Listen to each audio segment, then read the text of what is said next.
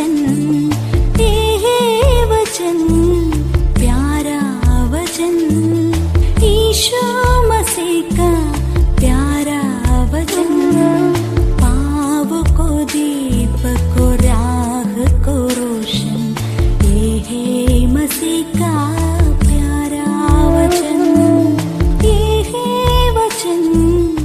परमेश्वर के धन्य नाम की महिमा हो।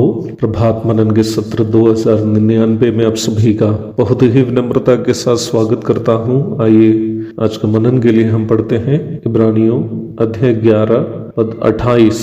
विश्वास ही से उसने फसा और लहू छिड़कने की विधि मानी कि पहलौठों का नाश करने वाला इस्राएलियों पर हाथ न डाले। इब्रानी 11 की 24 से 28 तक के पदों में लेखक हमें समझा रहा है कि परमेश्वर पर मूसा का विश्वास उनके जीवन को कैसे प्रभावित किया है। आप इन पदों से गुजरेंगे तो मूसा के जीवन का एक बहुत बड़ा आत्मिक परिवर्तन अथवा स्पिरिचुअल ट्रांसफॉर्मेशन देख सकते हैं। निम्न स्पिरिचुअल ट्रांसफॉर्मेशन मेरे और आपके जीवन में भी अनिवार्य रूप में होने का है। उस आत्मिक परिवर्तन को संक्षेप में मैं इस प्रकार कहना चाहता हूं। 24वीं पद में मूसा का विश्वास उन्हें संसार के सुख भोग को त्यागने के लिए प्रेरित किया। He refused worldly pleasures।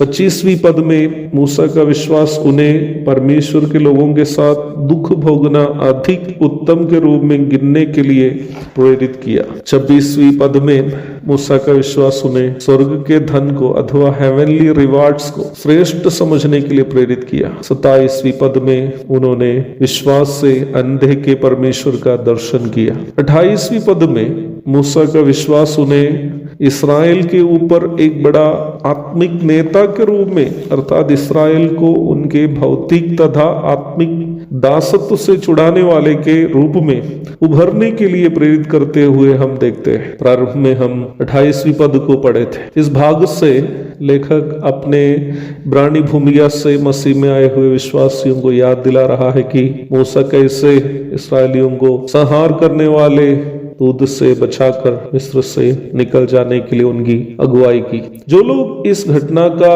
पृष्ठभूमि से अनजान हैं, कृपया निर्गमन 11 एवं 12 अध्याय को पढ़ें। मिस्र से भाग जाने के पूर्व मूसा अपनी ताकत से एक मिस्री को जो इस्राएली की पिटाई कर रहा था मारकर बालू में दफना दिया था।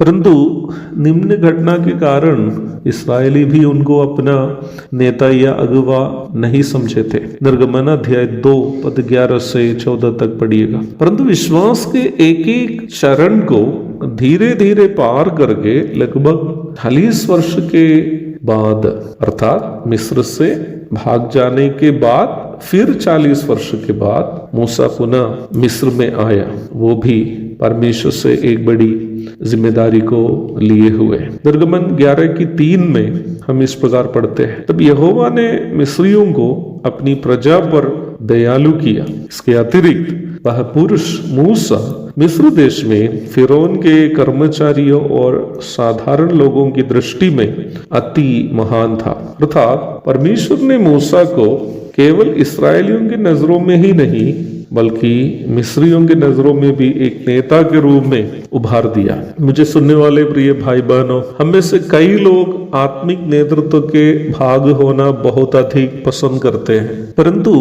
आत्मिक नेतृत्व तक पहुंचने के लिए जो प्रक्रिया होती है उससे गुजरना ज्यादातर लोग पसंद नहीं करते हैं। आत्मिक नेतृत्व के भागी होने के लिए संसार के सुख भोग से अलग होकर एक पवित्र जीवन बिताने की अनिवार्यता है। परमेश्वर के लोगों के साथ दुख भोगने में आनंदित होना जरूरी है। स्वर्ग के प्रतिफल को देखकर निस्वार्थ रूप में सेवा करने का मन चाहिए। विश्वास से अनदेखे परमेश्वर को देखते हुए जीना है, अर्थात परमेश्वर के साथ एक नियमित तथा व्यक्तिगत संबंध बनाए रखना अनिवार्य है। तो परमेश्वर हमें अपने लोगों की अगुवाई करने की जिम्मेदारी सौंपेंगे और लोग उसे स्वीकार भी करेंगे। एक और शुभ दिन की धन्य कामनाओं के साथ आज का मनन में यहाँ समाप्त करता हूँ। प्रभु आप सबको आशीष दे।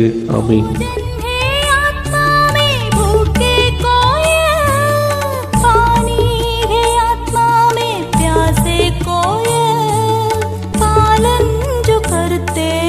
उसके लिए पाने का साधन है ये है वचन, प्यारा वचन, यीशु मसीह